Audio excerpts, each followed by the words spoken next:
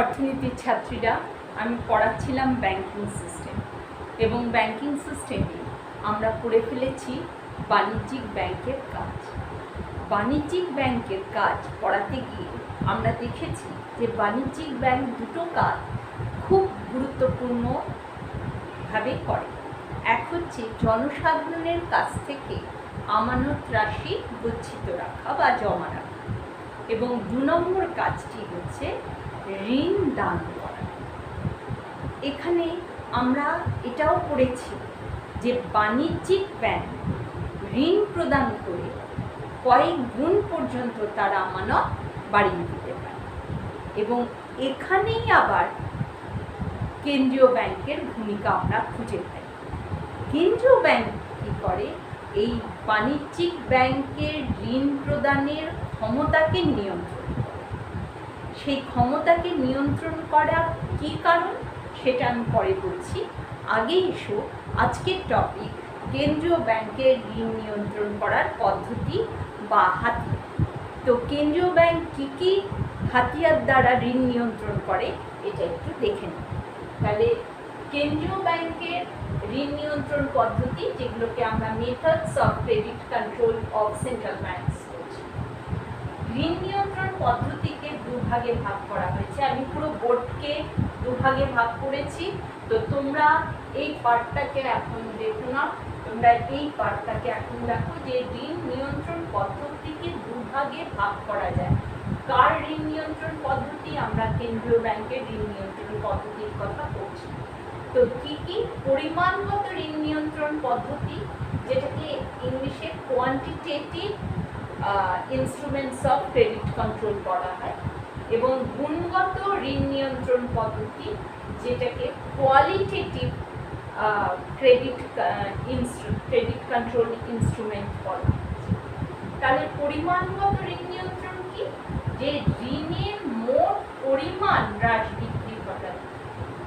যে ঋণ বাণিজ্যিক ব্যাংক প্রদান করে সেই ঋণের মোট পরিমাণকে কমানো, বাড়ানোকে পরিমাণগত ঋণ নিয়ন্ত্রণ বলছে।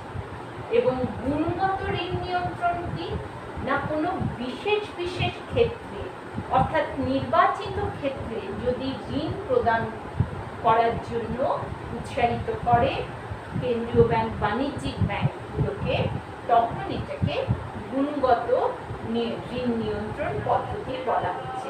এই গুণগত ঋণ নিয়ন্ত্রণ পদ্ধতিকে এই জন্য আবার নির্বাচনমূলক ঋণ নিয়ন্ত্রণ পদ্ধতিও বলা হয়।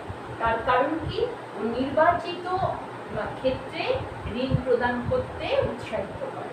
তাহলে তোমরা এটাও জানো যে কেন্দ্রীয় ব্যাংক অ্যাপেক্স বডি, মানে সমস্ত ব্যাংকের শীর্ষে রয়েছে। কেন্দ্রীয় ব্যাংকের পরিচালনা মতন, তার উপদেশ নির্দেশ মতন কিন্তু অন্যান্য ব্যাংকগুলোকে জানতে হয়। তাহলে মোট কথা, কেন্দ্রীয় ব্যাংক ঋণ নিয়ন্ত্রণ কী কারণে করে? কেন ঋণ নিয়ন্ত্রণ, কেন বাণিজ্যিক ব্যাংকের ঋণদানের ক্ষমতাকে হ্রাস বৃদ্ধি করতে চায়? সেটার কারণ হচ্ছে দেশের মোট অর্থের যোগানকে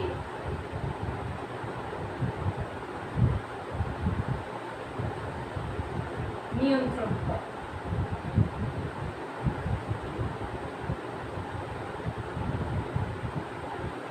দেশের মোট অর্থ কাকে অর্থের যোগান বলতে জনসাধারণের হাতে যে অর্থ রয়েছে, ব্যাংকের, পোস্ট অফিসের হাতে যা অর্থ রয়েছে, সমস্ত অর্থ, যে অর্থ বাজারে ঘুরছে, সেই অর্থের যোগানকে কেন্দ্রীয় ব্যাংক কী করবে? মানে যখন প্রয়োজন মতো যাতে বাড়াতে পারে এবং প্রয়োজন মতো যাতে কমাতে পারে, সেই জন্য ঋণ নিয়ন্ত্রণ পদ্ধতিটা এতটাই গুরুত্বপূর্ণ। আর দ্বিতীয়, এটা কিভাবে করে না, ঋণ দানের পরিমাণের উপরে, মানে ঋণ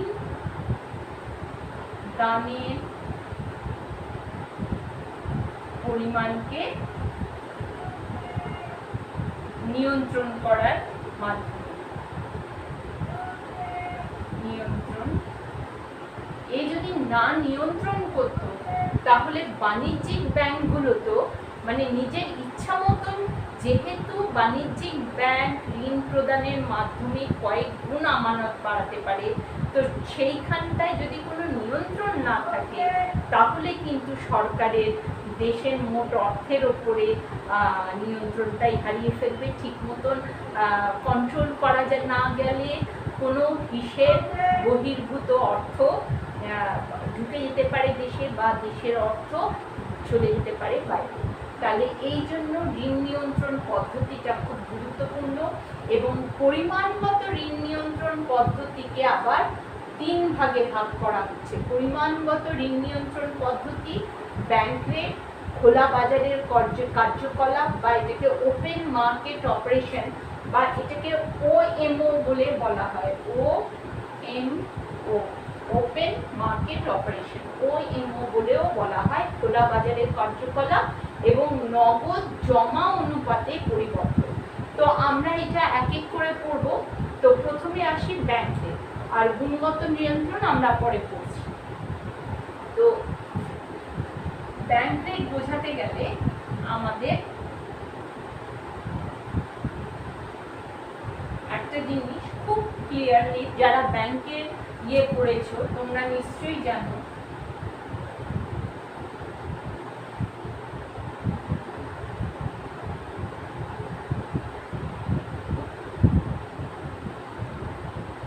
ব্যাংকের কাজ যারা পড়েছো, আমি এখানে RBI লিখছি, আসলে যে কোনো দেশের কেন্দ্রীয় ব্যাংকের কি করে ঋণ কন্ট্রোল করে সেটাই কিন্তু আমি পড়াচ্ছি। তাহলে যে কোনো দেশের কেন্দ্রীয় ব্যাংক, এটা ব্যাংক মানে বাণিজ্যিক ব্যাংক। আর এখানে জনসাধারণ, বা আমি এখানটায় লিখি ঋণ গ্রহীতা, কেন লিখছি বলছি। আমরা যারা ঋণ নিতে ব্যাংকে পৌঁছাই, আমরা তাহলে ঋণ গ্রহীতা মানে জনসাধারণ। জনসাধারণের সঙ্গে কেন্দ্রীয় ব্যাংকের কিন্তু প্রত্যক্ষ বা সরাসরি কোনো যোগাযোগ থাকে না। যোগাযোগ থাকে কার কাছে? ব্যাংকে। তাহলে তোমরা জানো যে আমরা যখন ঋণ গ্রহণ করি তখন আমাদেরকে বাণিজ্যিক ব্যাংকগুলোকে সুদও দিতে হয়, তাই তো? কোনো জনসাধারণ যখন ব্যাংক থেকে ঋণ গ্রহণ করে তখন ব্যাংকে এর পরিবর্তে একটা সুদ দিতে হয়। ঠিক তেমনি করে আমরা বাণিজ্যিক ব্যাংকের কাজে দেখেছি যে বাণিজ্যিক ব্যাংক যখন অন্যান্য ব্যাংকগুলোর থেকে বা অন্যান্য আর্থিক প্রতিষ্ঠান থেকে ঋণ না পায়, তখন মানে শেষ আশ্রয়দাতা মানে কার কাছে যায়? কেন্দ্রীয় ব্যাংকের কাছে। তাহলে কেন্দ্রীয় ব্যাংকের কাছ থেকে সে যখন ঋণ নিচ্ছে একই পদ্ধতিতে, কেন্দ্রীয় ব্যাংকও কিন্তু এর থেকে একটা সুদ আদায় করে। এটা স্পষ্ট। তার মানে জনসাধারণ যখন কেন্দ্রীয় ব্যাংক থেকে ঋণ গ্রহণ করছে, মানে কেন্দ্রীয় ব্যাংক না, বাণিজ্যিক ব্যাংক থেকে ঋণ গ্রহণ করছে, বাণিজ্যিক ব্যাংক একটা সুদের হার গ্রহণ করে। আবার কেন্দ্রীয় ব্যাংক থেকে যখন বাণিজ্যিক ব্যাংকরা ঋণ নিচ্ছে, তখন কেন্দ্রীয় ব্যাংকও একটা সুদ গ্রহণ করছে। কিন্তু এই যে ঋণ, যেমন আমরা কম সময়ের জন্য নিতে পারি বা বেশি সময়ের জন্য নিতে পারি, বাণিজ্যিক ব্যাংকরাও কেন্দ্রীয় ব্যাংক থেকে কম সময়ের জন্য নিতে পারে, বেশি সময়ের জন্য ঋণ নিতে পারে। তাহলে এই ঋণ কত প্রকারের হয়? 2 প্রকারের। একটাকে বলছি স্বল্প মেয়াদী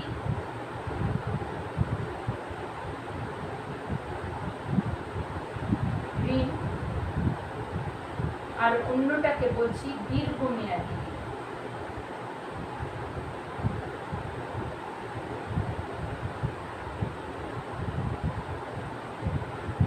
একটাকে বলছি স্বল্প মেয়াদী ঋণ, একটাকে বলছি দীর্ঘমেয়াদী। কেন এটা বললাম? এই যে দীর্ঘমেয়াদী ঋণ যে বাণিজ্যিক ব্যাংক যখন কেন্দ্রীয় ব্যাংক থেকে নেয়, তার পরিবর্তে যে সুদ আদায় করে সেই সুদকে বলা হচ্ছে ব্যাংক রেট। বোঝা গেল? সেই সুদকে বলা হচ্ছে ব্যাংক রেট।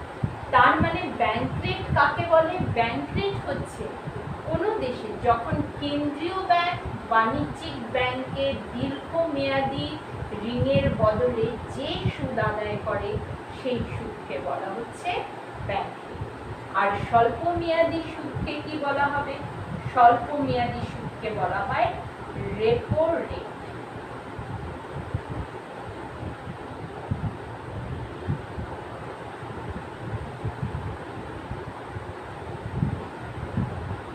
স্বল্প মেয়াদী সুদ যখন আদায় করে কেন্দ্রীয় ব্যাংক তাকে বলা হবে রেপো রেট।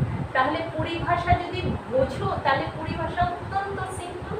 কি হচ্ছে যে ব্যাংক রেট কাকে বলে? ব্যাংক রেট হচ্ছে কেন্দ্রীয় ব্যাংক যখন বাণিজ্যিক ব্যাংক থেকে যে ঋণ দিয়ে দীর্ঘমেয়াদী ঋণের বদলে যে সুদ আদায় করে সেই সুদকে বলা হচ্ছে ব্যাংক রেট।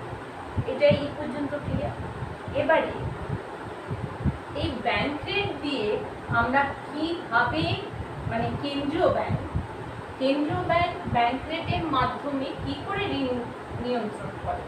একটা জিনিস তুমি ধরো একটা দোকানে গেলে, তো দোকানদার কোনো দ্রব্য যদি তোমাকে ধরো 10 টাকায় বিক্রি করে, টাকার রুপির কিন্তু সিম্বল এরকম মনে রাখবে। তাহলে যদি দোকানদার তোমাকে কোনো জিনিস যদি 10 টাকায় বিক্রি করে, তার মানে দোকানদার নিজে কিন্তু ওটা 10 টাকার কমে কিনেছে। দোকানদার নিজে কিন্তু 10 টাকার কমে কিনবে, ধরো 8 টাকায় কিনছে কি 7 টাকায় কিনছে। এবার সে যেই টাকায় জনসাধারণকে বিক্রি করছে তার মানে তার থেকে সে কম টাকায় আনছে। ঠিক তেমনি করে এইখানেও এই জিনিসটা হচ্ছে। ধরো কেন্দ্রীয় ব্যাংক বাণিজ্যিক ব্যাংক থেকে যে ব্যাংক রেট আদায় করছে, যে সুদ, সেটাকে দীর্ঘমেয়াদী ঋণের বদলে যে সুদ আদায় করছে যেটাকে ব্যাংক রেট বলছে। এই ব্যাংক রেটটা ধরো 8%। এই 8% যখন কেন্দ্রীয় ব্যাংক বাণিজ্যিক ব্যাংকে ঋণের বদলে যে সুদটা নিচ্ছে সেটা 8%, তখন বাণিজ্যিক মানে এটা ধরো কোনো একটা সময়। আর বাণিজ্যিক ব্যাংক ঋণ গ্রহীতা মানে জনসাধারণ থেকে যখন জনসাধারণ ঋণ নিচ্ছে, তাই আমি ঋণ গ্রহীতা বলছি, তাহলে জনসাধারণ থেকে এই যে ঋণ নিচ্ছে এই ইন্টারেস্ট রেটটা হয়ে যাচ্ছে, এই ইন্টারেস্ট রেটটা ধরো হচ্ছে 10%। এটা সাধারণ কোনো একটা সময় ধরো। এবার কেন্দ্রীয় ব্যাংক বাণিজ্যিক ব্যাংক থেকে বাড়িয়ে নিল 10%। তাহলে বাণিজ্যিক ব্যাংকও যখন জনসাধারণকে ঋণ দেবে তখন এও বাড়িয়ে নেবে আগের তুলনায় ধরো 12%। এবার যেই ইন্টারেস্ট রেটটা 12% হয়ে গেল, 10 থেকে 12 হয়ে গেল, তখন আগে 10% থাকাকালীন যে সংখ্যক লোক বাণিজ্যিক ব্যাংক থেকে ঋণ গ্রহণ করত সেই সংখ্যক লোকের থেকে কমে যাবে, ঋণ নেওয়ার প্রবণতা কমে যাবে, কারণ ইন্টারেস্ট রেটটা বেড়ে গেছে। তাহলে এই ইন্টারেস্ট রেটটা বাড়ালে কি হচ্ছে, জনসাধারণ বাণিজ্যিক ব্যাংক থেকে ঋণ নেওয়ার ক্ষমতাটা কমিয়ে দিচ্ছে, ঋণ কম নিচ্ছে।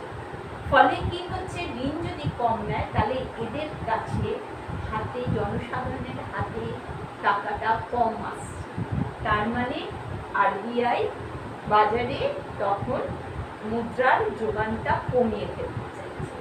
বা ধরো এবারে যদি আগে 10% ছিল, 10% থেকে আরো কমিয়ে ধরো 5% করে দিল ব্যাংক রেট। এবার তখন কি করলো, ধরো 7%-এ আনলো। তার মানে কি আগের থেকে কমে যাচ্ছে। কমে গেলে কি হবে, আগে যেই সংখ্যক জনসাধারণ বাণিজ্যিক ব্যাংক থেকে ঋণ নিত তার থেকে বেশি সংখ্যক লোক ঋণ নেবে বা বেশি ঋণ নেবার প্রবণতাটা বেড়ে যাবে। এবার ঋণ নেবার প্রবণতা বেড়ে গেলে মানে কি, জনসাধারণের হাতে টাকার পরিমাণ বা বাজারে, যেটা আমরা মুদ্রার যোগান বলছি, বাজারে টাকার যোগানটা বেড়ে যাচ্ছে। তো এই হচ্ছে ব্যাংক রেটের কাজ, যেটা আমি বললাম যে আরবিআই কে দোকানদারের আমি উদাহরণ দিলাম যে আরবিআই যেই সুদে ব্যাংককে, বাণিজ্যিক ব্যাংককে যেই ব্যাংক রেট যেটা দিয়ে যদি ও বাড়িয়ে দেয় তাহলে এখানে এও বাড়িয়ে দেবে, যদি এ কমিয়ে দেয় তাহলে এখানে এও কমিয়ে দেবে। ফলে জনসাধারণের হাতের মুদ্রা চলে যাচ্ছে কিংবা থাকছে। এই হচ্ছে ক্রেডিট কন্ট্রোলের একটা, সবসময় মনে রাখবে যে মুদ্রা যাতে মার্কেটে বেশি না যায় অর্থের পরিমাণ, সেটাকে আসলে নিয়ন্ত্রণ করতে চাইছে কেন্দ্রীয় ব্যাংক। তো এইটা একটা বুঝলাম ব্যাংক রেট। এবার এসো খোলা বাজারের কার্যক্রম। তোমাদের অনেক সময় 2 নম্বরের এই কোয়েশ্চেনও দিয়ে দেয় যে ব্যাংক রেট কাকে বলে বা ব্যাংক রেট কীভাবে কাজ করে, খোলা বাজারের কার্যকলাপ কীভাবে। তো আমি এখানে পুরোটা না লিখে OMO করছি, যার মানে হচ্ছে ওপেন মার্কেট অপারেশন। খোলা বাজারের কার্যকলাপ মানে কি, কেন্দ্রীয় ব্যাংক কোনো দেশের নিজের সরকারি ঋণপত্র, সরকারি দলিল, ধরো সরকারি ঋণপত্র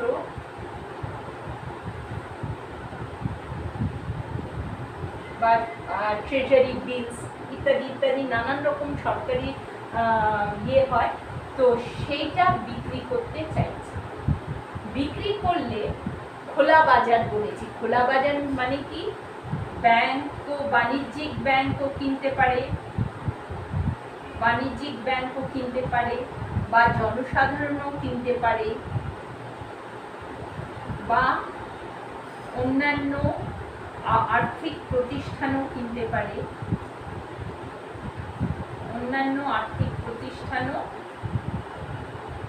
কি করবে,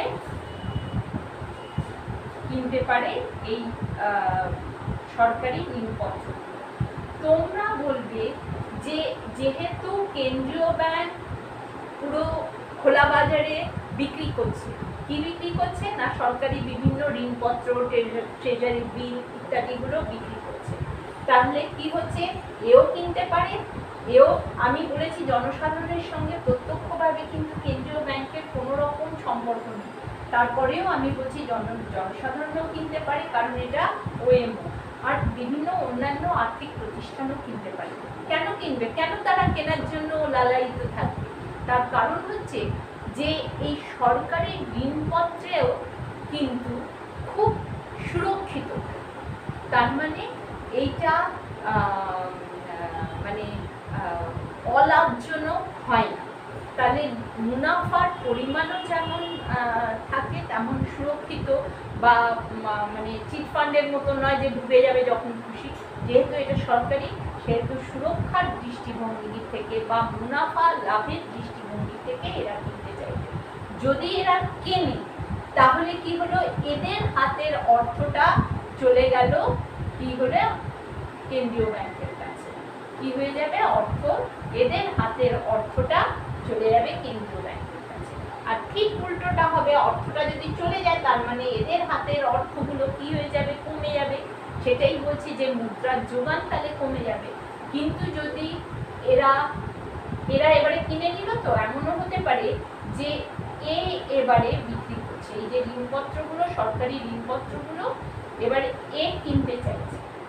কিনতে চাইলে মানে কি উল্টোটা হবে, যে একে অর্থটা দিতে হবে এবং এরা এই সিকিউরিটিসগুলো বিক্রি করতে থাকবে। তাহলে কি হবে, এদের হাতের অর্থের পরিমাণটা বেড়ে যাবে। যখন কিনবে তখন অর্থ চলে যাচ্ছে কেন্দ্রীয় ব্যাংকের কাছে, মানে এদের হাতের অর্থের পরিমাণটা কমে যাবে। আবার যখন এরা ঋণপত্রগুলো, এদের হাতের ঋণপত্রগুলো যদি বিক্রি করে, তার মানে কেন্দ্রীয় ব্যাংকের টাকাটা এদের কাছে চলে আসছে, মানে মুদ্রার যোগানটা বাজারে বেড়ে গেল। এই হচ্ছে খোলা বাজারের কার্যকলাপ। তাহলে আমরা ব্যাংক রেট পড়লাম, খোলা বাজারের কার্যকলাপ পড়লাম। এবার এসো নগদ জমা অনুপাতের পরিবর্তন। নগদ জমার 3 নম্বরকে আমরা লিখতে পারি CRR। এটা কি? এটা হচ্ছে কেন্দ্রীয় ব্যাংক বাণিজ্যিক ব্যাংকগুলোকে বাণিজ্যিক ব্যাংক যখন জনসাধারণের হাত থেকে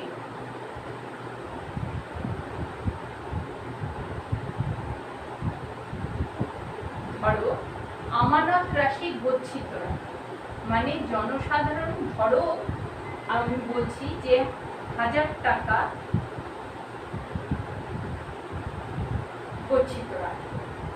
এবার এই 1000 টাকায় আমি তোমাদের ওই যে আমানত সৃষ্টি করার যে নিয়মটা পড়িয়েছিলাম, সেখানে বাণিজ্যিক ব্যাংক এই 1000 টাকা থেকে ধরো কি করলো 200 টাকা নিজের কাছে রেখে নিল এবং 800 টাকা কি করলো ঋণ দান করলো। এটা বাণিজ্যিক ব্যাংকের কাজে তোমরা করেছো।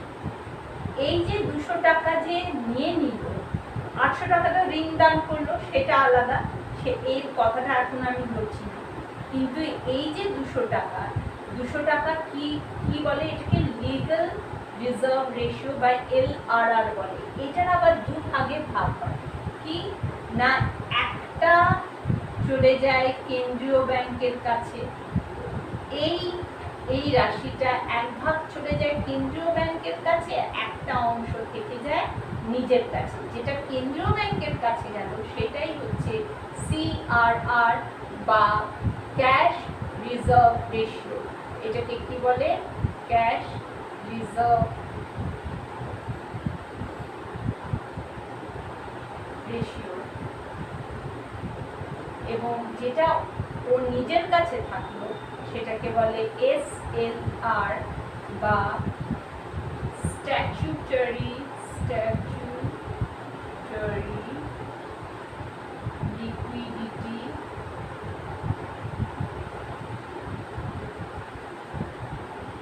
রেশিও। বোঝা গেল যে যখন বাণিজ্যিক ব্যাংক জনসাধারণ থেকে কোনো একটা আমানত রাশি গ্রহণ করে, তার একটা অংশ ঋণ দান করতে চলে যায়, আর যে অংশটা থাকে সেটাকে LRR বলে। LRR আবার 2 ভাগে ভাগ করা হয়। একটা হচ্ছে SLR মানে কি? স্ট্যাচুটরি লিকুইডিটি রেশিও, যেটা ব্যাংক এই বাণিজ্যিক ব্যাংক নিজের কাছে রাখে।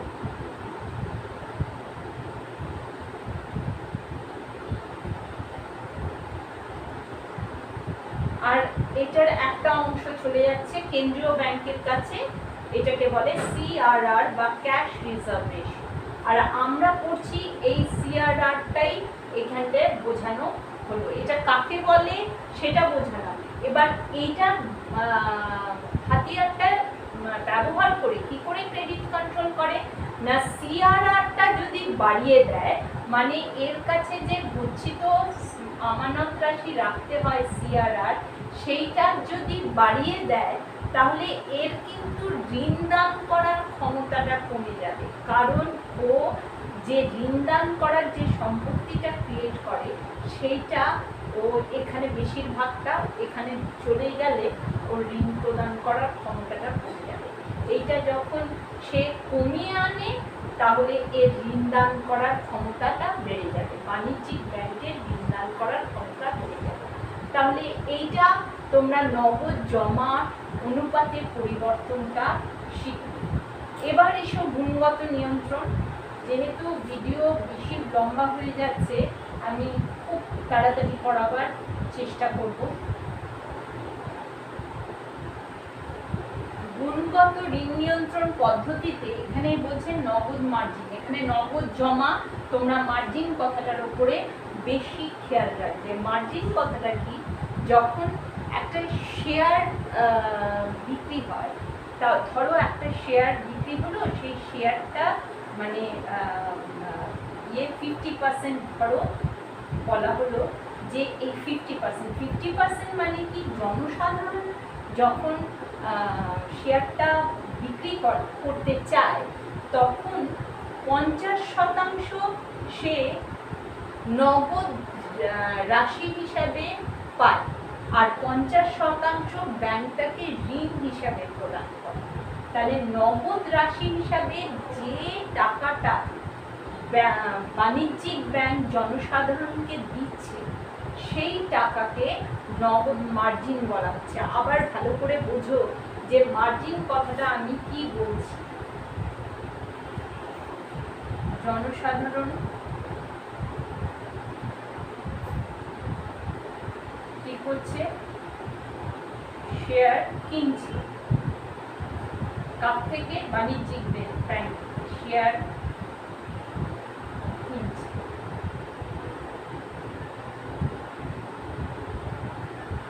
ধরো বাণিজ্যিক ব্যাংক,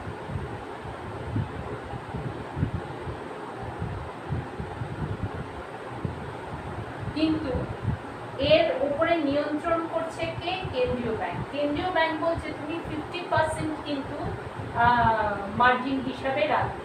50% মার্জিন হিসাবে রাখলে এই যে শেয়ার কিনছে এর 50% নগদ টাকা হিসাবে একে দেবে, নগদ অর্থে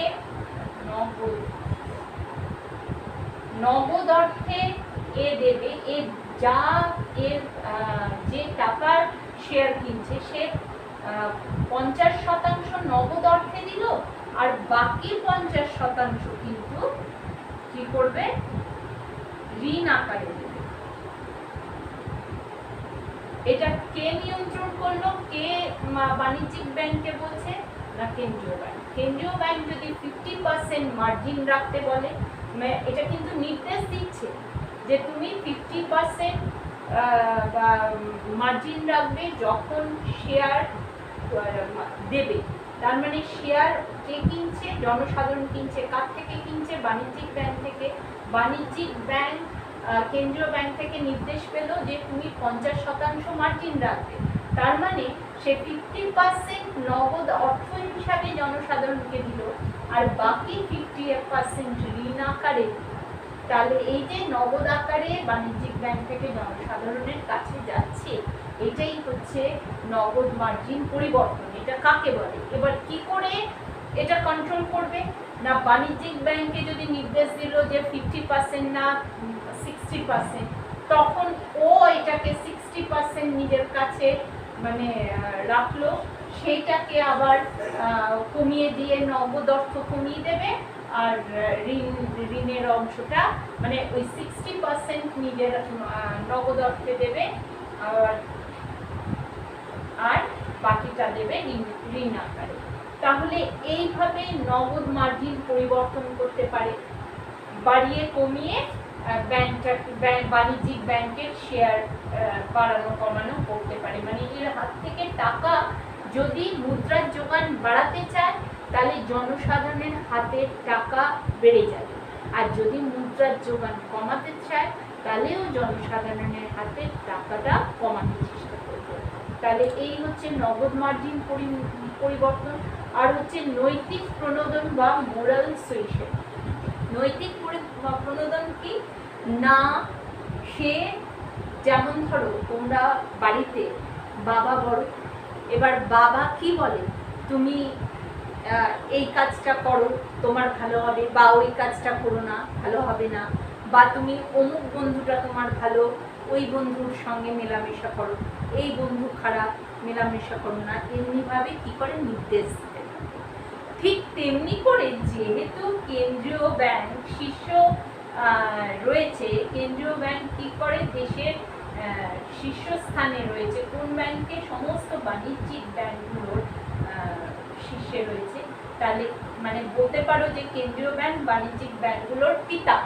তাহলে এই পিতার মতন একে বলবে তুমি এই এই ক্ষেত্রে ঋণ দাও, বা এই এই ক্ষেত্রে ঋণ দিও না। তো সেইটা হচ্ছে নৈতিক প্রণোদন। একে পরামর্শ দিতে পারে, একে পরামর্শ দিতে পারে, নির্দেশ দিতে পারে, বলতে পারে, উৎসাহিত করতে পারে, ঠিক আছে তুমি কৃষিক্ষেত্রে বেশি ঋণ দাও, বা ইয়ের ক্ষেত্রে। আচ্ছা, এই জায়গাটা একটা কিন্তু ভালো জিনিস তোমাদের মনে রাখবে যে এক্ষেত্রে কিন্তু কখনোই দেশের মুদ্রার যোগানে কিন্তু পরিবর্তন আসবে না। এটা মনে রাখবে যে এক্ষেত্রে দেশের মোট মুদ্রার মানে অর্থের, মুদ্রা বলতে এখানে অর্থ বলি, মোট অর্থের যোগানে কোনো পরিবর্তন হয় না। কোন ক্ষেত্রে না, গুণগত ঋণ নিয়ন্ত্রণ পদ্ধতিতে দেশের মোট অর্থের যোগানের কোনো পরিবর্তন হয় না। কেবল সে কোনো নির্বাচিত ক্ষেত্রকে বলে দিতে পারে, এই যে 3 নম্বরটা লিখিনি, যে নির্বাচিত ক্ষেত্রে কি করতে পারে, ঋণ দানের জন্য উৎসাহিত করতে পারে।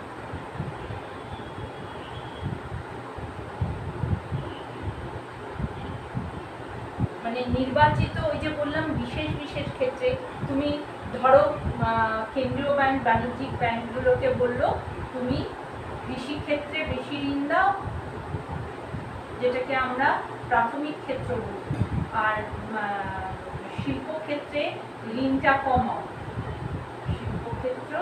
আর একটা কি বলছি, ধরো এটা সেবা ক্ষেত্র, তাই তো?